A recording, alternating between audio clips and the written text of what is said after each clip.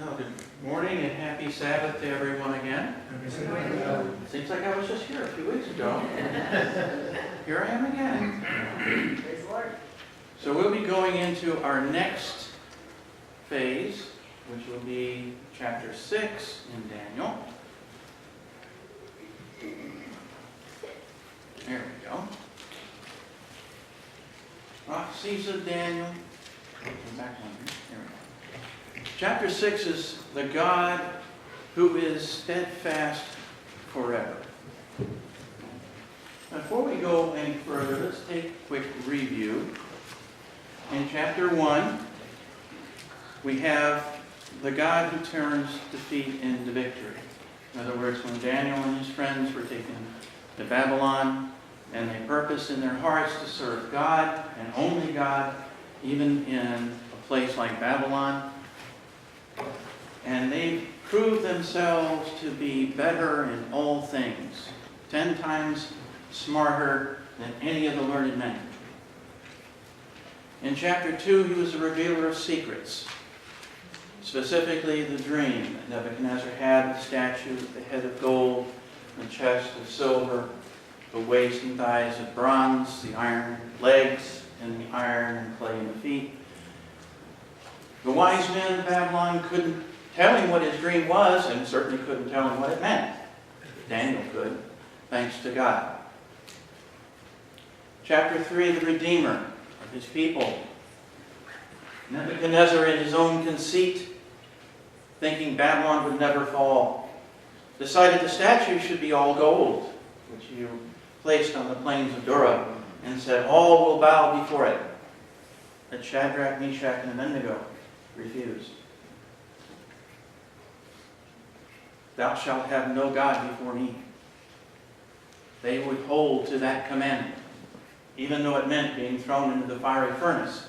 But God came to them in that furnace, and the only thing that was consumed were the bonds that held it. Chapter 4, he proved himself to be the ruler of kings. Warning he gave to Nebuchadnezzar with the great tree. Nebuchadnezzar ignored the warning, even though Daniel had given him the interpretation. And he spent 7 years grazing like a cow. Chapter 5, the God of justice and judgment. But also a God that says, only so far and no further. Belshazzar committed a great sacrilege when he brought the temple vessels and drank wine from them during that last orgy before the Persians came to visit. Which brings us to where we are going to start today. Turn in your Bibles first to Daniel 5, verse 30. We're going to take that as a lead-in here. Daniel 5, verse 30 and 31. And of course, we're referring to the night of the party. That very night, Belshazzar, king of the Chaldeans, was slain. And Darius the Mede received the kingdom being about 62 years old. Now this is an unusual situation here because under normal circumstances, there wouldn't have been any survivors from that party. And yet when we look at the first verse of chapter 6, it pleased Darius to set over the kingdom 120 satraps, or in some translations they call them princes, to be over the whole kingdom. And in verse 2, over these, 3 governors or 3 presidents, depending on your translation, of whom Daniel was the first. Now here's where it's odd. Now normally when one kingdom would take over another kingdom, all the officials were deposed and replaced by officials from the new ruling party. And in most cases, they not only lost their jobs, but they also lost the upper portion of the anatomy known as the head. But that night, when Belshazzar was slain, Daniel was there. He had been given the chain of gold. He'd been given his robe and was now, quote, third ruler in Babylon. Now, Darius saw something in Daniel that he had not seen in his own people, because he didn't always trust all those who were around him and in power. Daniel was first, that the satraps might give account to them, so that the king would suffer no loss. Let's take a quick look at this hierarchy here. You've got Darius the king. Under him, his first president is Daniel. Under him were two other presidents, and under them were these 120 princes or satraps. Now, everybody in that hierarchy was a Mede or Persian, Darius being a Mede. But the first president, the number two, if you will, the vice president, or whatever you want to call him, is Daniel. He's not a Median, he's not a Persian. He's not even Babylonian.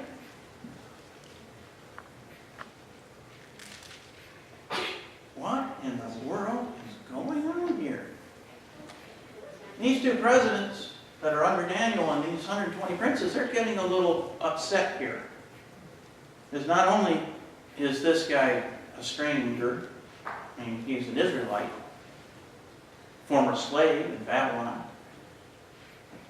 but why has he been given that position? Which brings us to verse 3.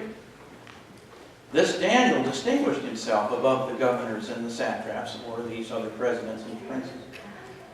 And the king gave thought to setting him over the whole realm. Now they're really upset. But not just because he's not of their own country, but because they can't control him. All the rest of them, you want something done? A little, a little something here, a little something there, but not Daniel. We've already seen that Daniel can't be bribed. He can't be bought. In chapter 5, he told Belshazzar, keep your gifts for thyself, when he tried to offer him a bribe to interpret the words that were written on the wall. And he told him anyway, but he could not be bought.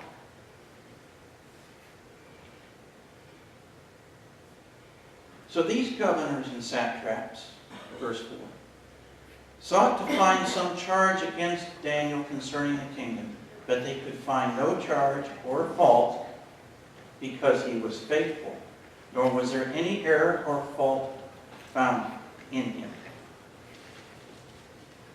So now, we're getting concerned here. They scrutinized his public life, his private life. They put him through an investigation that would make the Central Intelligence Agency jealous.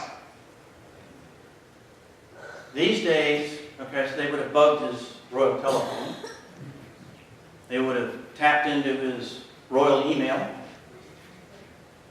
tried to hack into his royal computer. But they could find nothing. Then these men said, we shall not find any charge against Daniel unless we find it against him concerning the law of his God.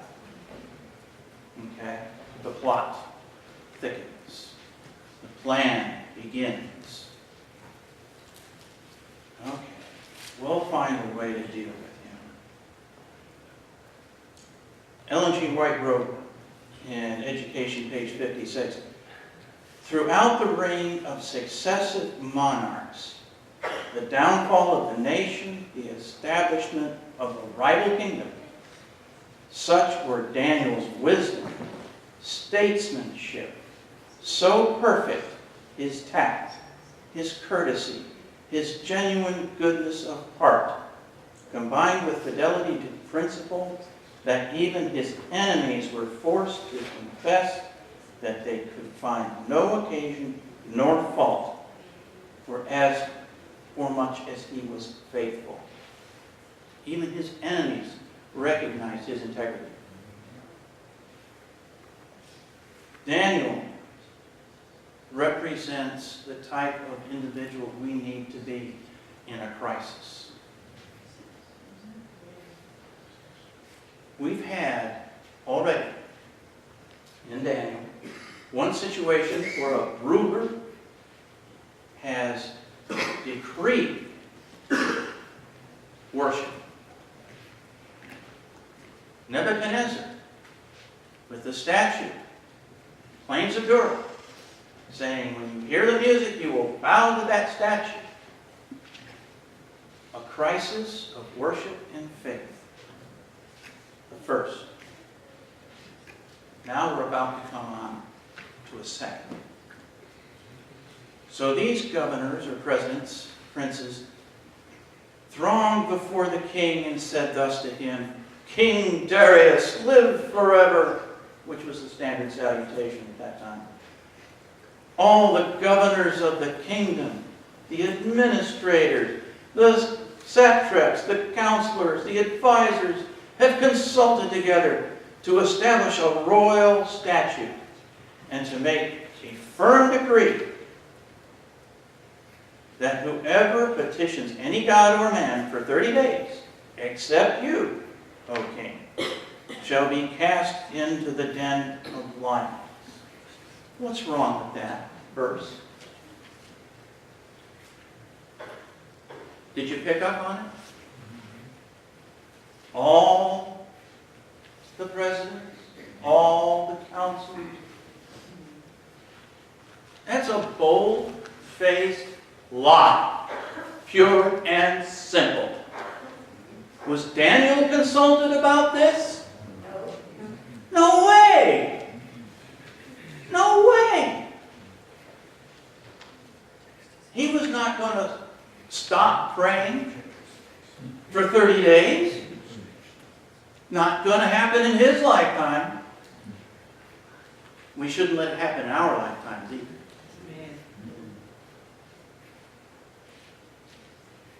Now, O king, establish the decree and sign the writing so that it cannot be changed, according to the law of the Medes and Persians, which does not alter.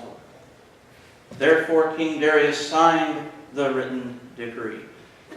Now, you've got to understand, in Babylon, when like Nebuchadnezzar would sign a decree, it applied to everybody except him. If he wanted to change his mind or pardon somebody for whatever reason, he could do it. But when a Mede or Persian king signed a decree, it became the master. Not even the king could defy it.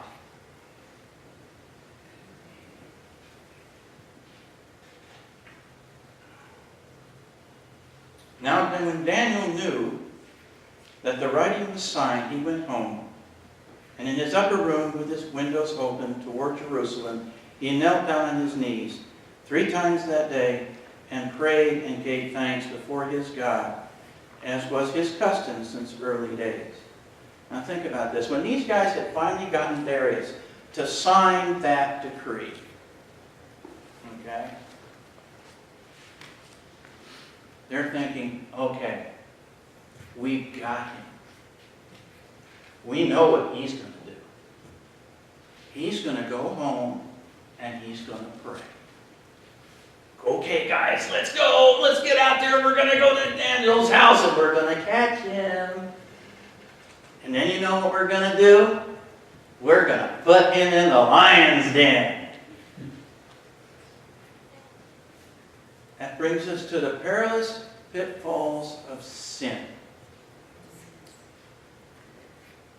Legacy of jealousy. And we see it around us all the time. Jealousy. They were jealous of his position. They were jealous of his integrity. They envied his position. They wanted it for themselves. Greed. They would take any bribe necessary to get anything they needed or wanted. And that greed would lead to lying. They were lying to Darius. When they told Darius that everybody had agreed, knowing full well that Daniel had not had anything to do with that discussion. And the whole thing boiled down to one thing. They wanted to commit cold-blooded murder. Sin never gets smaller. It always gets bigger. Something starts with something little, and then you do it again, maybe you do it again. In New York City, the drug culture there have kind of a story that they use to represent this, as sin is the monkey on your back. And they tell a story of this gentleman who was walking through Central Park, and he sees this cute little monkey running around on the ground. And he says, "This is the cutest little monkey." So he picks the monkey up and he puts it on his back. And the monkey just kind of, hangs on there and, stroking him a little bit. He says, "Well, this monkey needs a banana." So he goes to a fruit stand, he buys a banana, feeds the monkey. Well, this continues on over a period of time. The monkey gets hungry, he gives him another banana. The monkey starts getting bigger and bigger and bigger. Now it's getting kind of hard, because now this monkey weighs like 150 pounds, and it's a little hard to carry him. And he keeps feeding him the bananas, and the monkey keeps getting bigger. Next thing you know, this cute little monkey is now a big, ugly gorilla. All 800 pounds of him.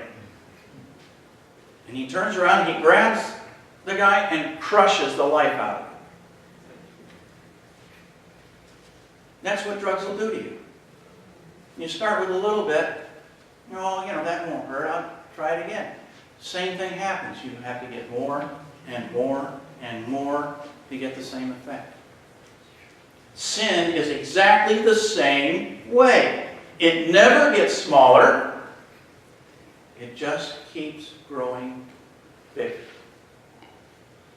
You have to keep that in your mind, because there's so much out there that will bombard you through the media, online, with these, the Facebook and all these social media.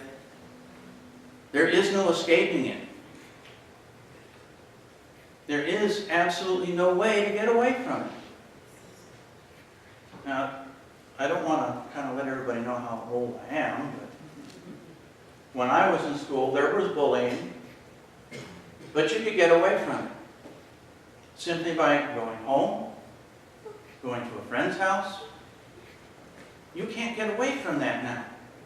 Our children are at risk every day because of social media. You see it in the news.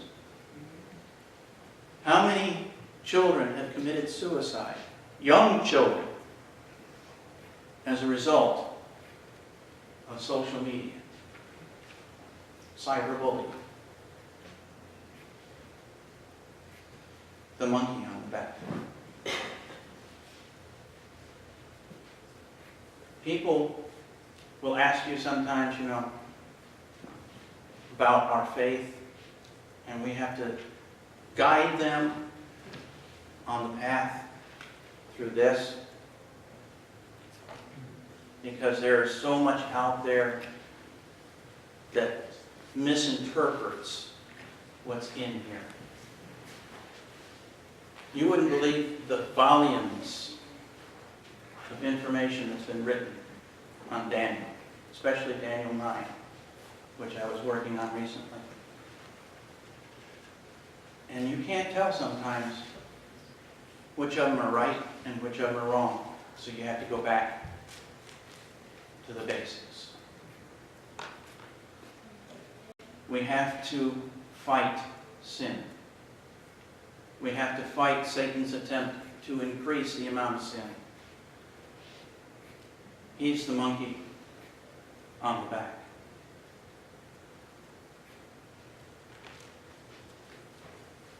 Well, our buddies found him doing just exactly what they expected. They found Daniel praying.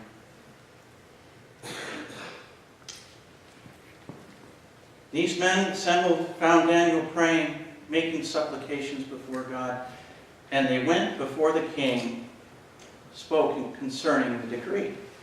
Have you not signed a decree that every man who petitions any god or man within 30 days, except you, O king, shall be cast into the den of lions?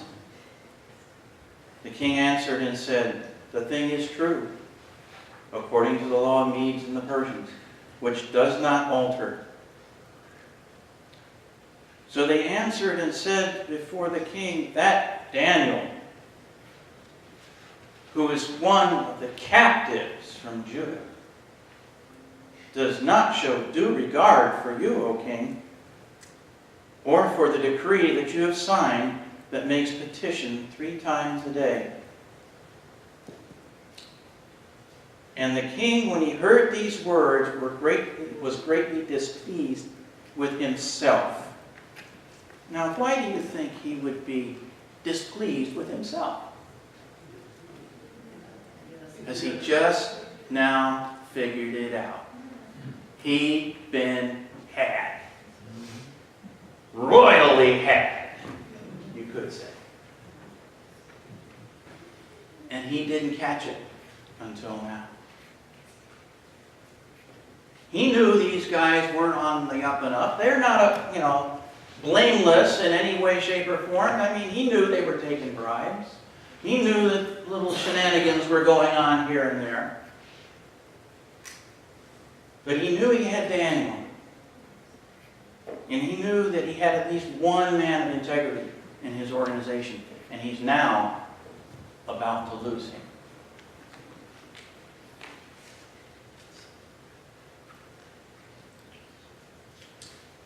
And the king, when he heard these words, was greatly displeased with himself and set his heart on Daniel to deliver him. And he labored until the going down of the sun, trying to deliver him. But unfortunately, because of the nature of their law and the fact that the king is still subject to his own decrees, there was very little he could do. So then these men approached the king and said to him, know, O king, that is the law of the Medes and the Persians, that no decree or statute which the king established may be changed. Unless, of course, he wanted to abdicate. So the king gave the command, and they brought Daniel and cast him into the den of lions. But the king spoke, saying to Daniel, your God, your God, whom you serve continually, he will deliver you. Amen. Then the stone was brought and laid on the mouth of the den, and the king sealed it with his own signet ring, and with the signets of his lords, that the purpose concerning Daniel might not be changed. It wasn't necessarily that he was trying to make sure Daniel stayed in the cave. He was more concerned that some of these guys might decide to take matters into their own hands and not leave it to the lions. So now this has brought us to our second crisis, where we have a ruler making a decree, trying to control worship. We have another crisis coming, brothers and sisters. We have another crisis coming, just like this. Keep your finger in Daniel. Let's turn real quick to Revelations.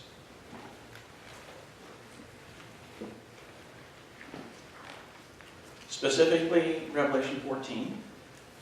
And we'll start in verse 6. Then I saw another angel flying in the midst of heaven. When you see an angel flying in the midst of heaven, it means he's on an urgent mission. Having the everlasting gospel to preach to those who dwell on the earth, to every nation, tribe, tongue, and people. A universal message. Verse 7. Saying with a loud voice, fear God, but we're not talking about fear here. We're talking about reverence for God. And give glory to Him, for the hour of His judgment has come, and worship Him who made heaven and earth, the sea and the springs of water. Basically, the Creator. Worship the Creator. If we go down to 14, 9, and 10, then a third angel followed them, saying with a loud voice, if anyone worships the beast and his image, and receives his mark on his forehead or on his hands, he himself shall also drink of the wine of the wrath of God, which is poured out full strength into the cup of his indignation. He shall be tormented with fire and brimstone in the presence of the holy angels and in the presence of the Lamb. Who is the Lamb? Jesus. Right? Verse 12. Here is the patience of the saints. Here are those who keep the commandments of God and the faith of Jesus. In the end times, the crisis is going to be very similar. You will have a world ruler who will make a universal decree trying to control worship. We have to be like Daniel and face that crisis in the same way Daniel faced his. Now back to Daniel, chapter 6, 18. Now the king went to his palace and spent the night fasting. No musicians were brought before him. Also his sleep went from him.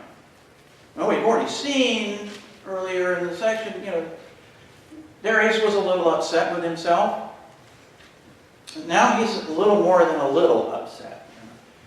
You got to remember, he's the king now of Babylon. So, he comes back from putting Daniel in the lion's den. He walks into the palace. He's probably hot and sweating. His servants are there ready to fan him. And he said, "Get away from me! I don't want you here. Leave me alone." And they come in and say, "Here's your dinner, Your Royal Highness. Take that away! I don't want it! Leave me alone!" He goes into his bedroom, puts on his silk jammies, slides under his sheets, lays his head on his pillow, but he can't sleep. And here come the musicians, they want to come in here and play the lullabies and stuff for him. He says, "Get away from me! Get out of here! Leave me alone!"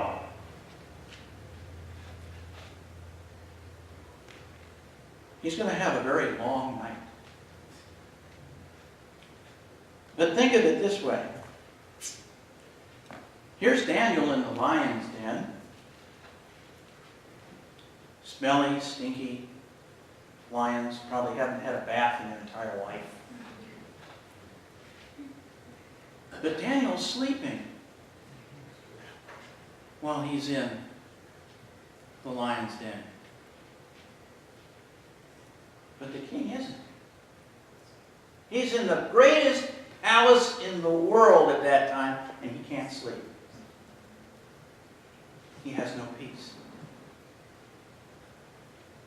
Daniel has peace because he has his peace in here. in his heart and in his mind because of God. Think of all the people that are out there that keep thinking, if I can get one more thing, I can have peace. If I can get that new house, I can have peace. I can get that new Lamborghini, I can have some real fast peace. If I can win the lottery, I can have a whole lot of peace. But that's out here. That's physical. Daniel's peace is in his heart. It's in his mind. That's where true joy comes from, is the peace that's in your heart. The peace that comes from the Lord. Anything out here is temporary. Anything in here from God is forever. He's promised us this. If we serve Him, if we're true to Him. He has promised us this. And I don't know about you, but a promise from God is better than any riches anyone could ever give me.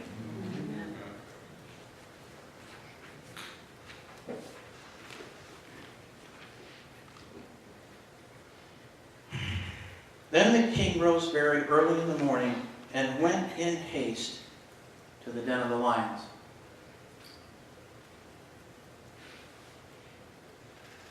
And he calls out to Daniel. Then Daniel says to the king, "O king, live forever. My God sent his angels and shut the lions' mouths, so that they have not hurt me, because I was found innocent before him. And also, O king, I have done no wrong before you." My God hath sent his angels and shut the lion's mouth.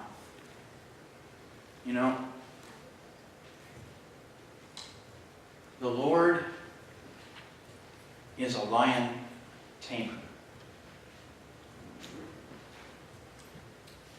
We all have lions around us. We're all in a lion's den. The lion of greed, the lion of envy, the lion of jealousy. You can keep going, and all these lions are there. Sometimes they're roaring in your ear, sometimes they're just kind of laying low, waiting for their opportunity. But the Lord is a lion tamer. He closed the mouths of those big cats for Daniel and put them to sleep. And if He can do that for Daniel, He can do that for you. He can put those lions that are nipping at your heels to sleep. He can close their mouths. All we have to do is ask. Now, Daniel in the lion's den is probably one of the most well-known stories in the Bible, especially for children. It's probably one of the first ones I learned in Sunday school, Daniel and the lion's den. But how many of you have heard of Paul Harvey? I know a lot of you younger people probably never heard of Paul Harvey. What was his favorite phrase? The rest of the story. Yes, that's it. Now it's time for the rest of the story. And I don't want to offend any little children in here, so if you don't want to hear this, plug your ears. Now, the king was exceedingly glad that Daniel had survived. And he commanded that they should take Daniel up out of the den. So Daniel was taken out of the den with no injury whatsoever was found on him, because he had believed in God. And the king then gave the command that those men who had accused Daniel be brought forth, and they be cast into the den of lions. Them, their children, their wives. The lions overpowered them and broke their bones in pieces before they ever came to the bottom of the den. Well, I figured the lions were hungry before Daniel got there. After having Daniel in there overnight, they were a lot hungrier. This brings a new dimension to fast food. Then King Darius wrote, "To all proud peoples, nations, and languages that dwell in all the earth, peace be multiplied to you. I make a decree that in every domain of my kingdom, men must tremble and fear before the God of Daniel. For he is the living God, and steadfast forever.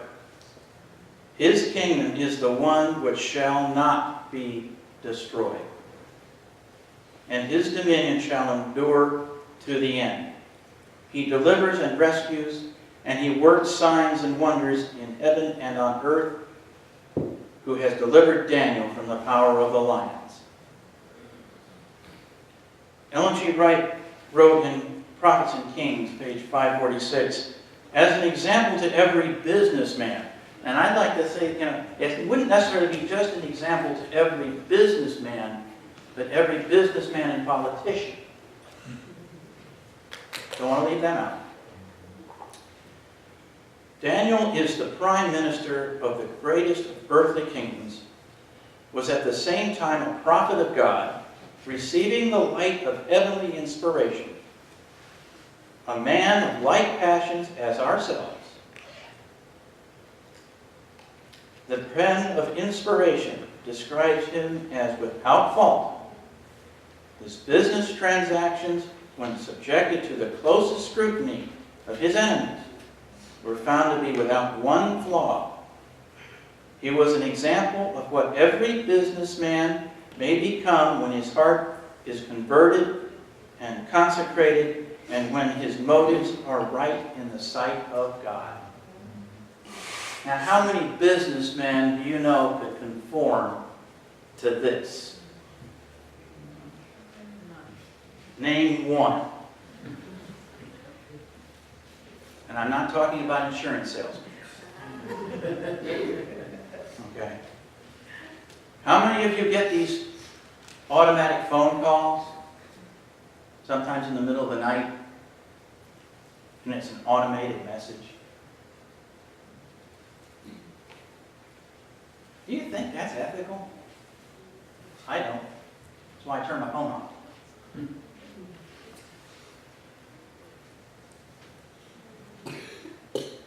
Ellen G. White also wrote in Prophets and Kings, "The same in trial or triumph." And this is in reference specifically to Daniel 6. "God did not prevent Daniel's enemies from casting him into the lion's den.